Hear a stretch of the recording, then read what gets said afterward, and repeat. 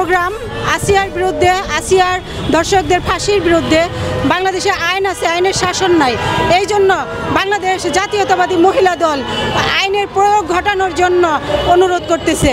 এই জন্য দর্শকের ফাঁসি যেন রাজপথে পাথর মেরে হয় ইসলামিক আইন অনুযায়ী। এই জন্য বাংলাদেশ জাতীয়তাবাদী মহিলা দল আজকের প্রোগ্রাম, এই নিয়ে আজকে 3 দিন জাতীয়তাবাদী মহিলা দল প্রোগ্রাম করলো। এর আগেও কিন্তু অনেকবার দর্শন হয়েছে, কিন্তু তার সুষ্ঠু বিচার হয়নি। কোনো ইস্যুর ফলে স্বৈরাচারের আমলে ধর্ষণ ছিল একটি তাদের একটা বিলাসবহুল কাজকর্ম। যারা স্বৈরাচারের আমলে যারা ধর্ষণ করতো তাদেরকে উপরে লেভেলে নিয়োগ দেওয়া হতো। এখন বর্তমানে এটা চলবে না। বাংলাদেশের সোনার বাংলায় এটা চলবে না, এটা দর্শকদের স্থান নাই সোনার বাংলায়।